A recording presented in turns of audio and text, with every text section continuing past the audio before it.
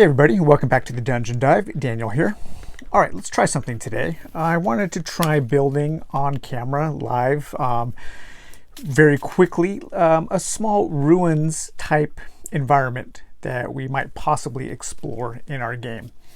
And to do that, we will be using the encounter building cards, which we looked at in the last video. We will be using the ruins rules from the Red Tide source book that goes along with Scarlet Heroes. And we will be using the dungeon alphabet to kind of like flesh out things as needed. So the Red Tide sourcebook has a pretty cool chapter on quickly building ruins for characters to explore. Now the Red Tide's sourcebook is not specifically written for solo play in mind, but we can easily adapt that. So one thing we want to do first is we want to figure out what kind of ruins site this is, and we're going to roll a d6 to do that. This was a dwarven delve.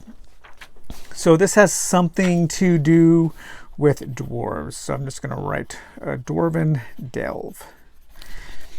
And then we want to see what caused the destruction, what caused this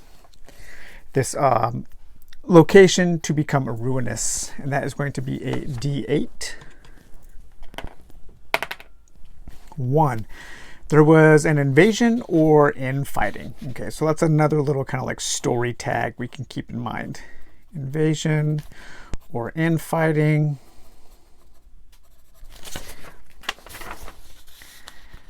And let's see who has moved in to the ruins and has taken over. Who is inhabiting the ruins now? And that is 7. So right now there is lizard folk have moved in. Okay, so just a couple of things to keep in mind. And I don't have a name for this yet. So what I would probably do with something like this is, first of all, think about how big you want this to be. I want this to be relatively small, so I'm going to say like around 8 rooms.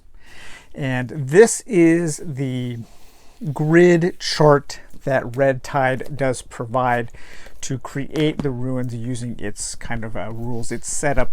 And the way that it encourages game masters to do is go room by room and create interesting rooms. Don't really worry about creating the maze-like structure, because those are usually the things that players might get bored with. You know, a lot of the old kind of dungeon crawls, you spent a lot of time going through uninteresting rooms, and sometimes that can be fun, doing a traditional dungeon crawl with lots of downtime. But sometimes you just want to create a really interesting place to explore, to have some good adventures. So we're going to try that. And so we're going to use our locations deck here for some ideas. So I'm going to have this be the entrance. Okay, so we have this is the entrance, this little starred area here. And we're going to draw to see how many doors this room has here. And it has 2 doors leading out. Okay, so we can connect like that. So now we have 2 rooms. So let's go ahead and go to this room here, and let's see what it is. A building room. It's a hallway. Yep, just a hallway in a building. Nothing fancy here. Okay, so this is a hallway, and it's going to have 1 door, and it's going to have no secret doors. So we have a hallway. Perhaps this hallway is continuing to lead over here. So we have this room now here. So let's see what's over here. It's a council room. Large table with many chairs and a single row of benches. And this has 2 doors and no secrets. Okay, so I would have a door going there and a door going down. And then I would probably start some kind of legend here. And this would be like room 1. And then have a thing over here. Room 1 was a council room. So I'm just going to write that. We can go back and fill in details later. So some kind of council room is in room 1. Okay, so let's see what is here now.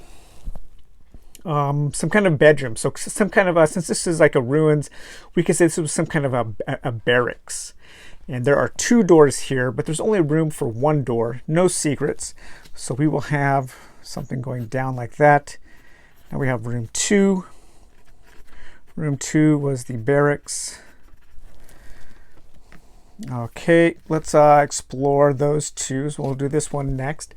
A large T-shaped room. Perhaps the side wings were used for ceremonies. I'm just going to say that it was like a T-shaped hallway, and that this area here leads to some kind of like outdoors area, and this hallway leads back. I'm going to ignore the 3 doorways, and there is no secret. So now we're going to look at here. An armory. Okay, so this is going to be 3, and this is an armory. And no doors and no secrets. So we have kind of completed this area of the dungeon, and we have 3 rooms.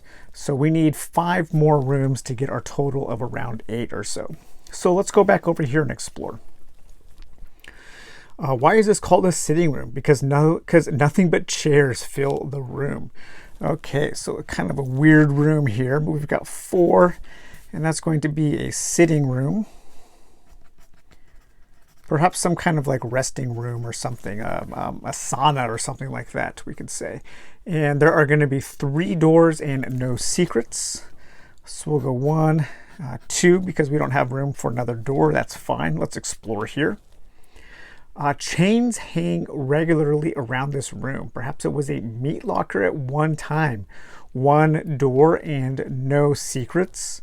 So I'm going to go this way here. And we're going to say this is room 5. And let's see, so chained room. All right, meat locker. Maybe this is where they stored their food. Maybe that was their larder or something like that. Okay, so let's go to G here. There's a statue in this room. Okay, so that's really simple and fun to elaborate on. 6, room 6 is a statue of some kind. And there are 2 doors and 1 secret door. So I would say that there's actually a door going to the south here, and maybe there is a secret door here that leads to something else. And then based off of these keywords here, we could just write secret here, and it is a hard to discover. So we could discover is hard. To unlock is hard, and inside is loot. Okay, so by far the most interesting room so far, and we need to try to come up with a couple more rooms for our ruins. So let's see here, we'll go right here. A narrow hallway. Okay, so this is a narrow hallway. Let's say it loops back around this way like that. And let's go here. Medium circular room. How did they carve the stone so perfectly? Okay, so this is a circular room with 1 door. We're going to say that goes like that. No secrets. So 7 here is a circular room. Maybe there's a trap in there or something. Yeah, let's say there's a trap in there. And then when we explore that room as a player, we could draw from our trap deck there. And then this is probably going to be our final room. Right here, it's a grand dome above is open to permit a telescope a view. So this was maybe some kind of observatory. We saw that card on our example when we looked through here. And no exit, so perfect. So we have our final room here, room 8. Is some kind of observatory. What were the dwarves observing from this room? So there we have our really quick little ruins to explore. We have 8 somewhat maybe interesting locations to explore. And then what we can do now is we can take our dungeon alphabet, and you can start looking up the things that we found in here to elaborate upon, such as statues. I know pretty sure there's, yeah, S is for statues. So you have a whole D20 chart of different statues that you could roll on. Let's see, what else do you have here? Do you have any barracks? What is B for in here? Battles. Maybe some battles took place in the barracks. B is for books. You know, there's just all kinds of different things you can look in here to find out. So you have statues, you have your traps, you have doors, different kinds of pools and potions. So you could find all kinds of different things. You could say like maybe this sitting room, how we said maybe it was some kind of like relaxing place, a bath or something. Maybe that's why there's chairs around the room or something. Maybe there's a pool in there that the dwarves used to use to relax in or something. And you could say, okay, well, let's look at the pools and see what kind of pool this is. So you have different kinds of pools that you can encounter. Different kinds of paraphernalia, weird paraphernalia. Maybe you can find some levers and all kinds of things. And you can also, of course, turn to the Table Fables also has, I think it's number 2. Number 2 has a pretty cool way to generate dungeons, and it also has some dungeon things that you can add to your room with different types of peculiarities you might find in here, some kind of your dungeon interiors. You could add some different doors between the rooms, and you can also use your dungeon events and encounters to elaborate upon the dungeon while you are exploring. So, you know, really quickly you can come up with an adventure site that has some details, but it also has enough things to leave up in the air for you to discover as a player using whatever kinds of oracles or charts or tables or cards that you want to do. And as you're exploring, you can have it connect to whatever kind of adventure you are on. So I just wanted to do a really quick video to just kind of show how easy it is to generate a cool place to explore in a game. So, all right, guys, well, hope you enjoyed that, and we will talk to you later. Bye-bye.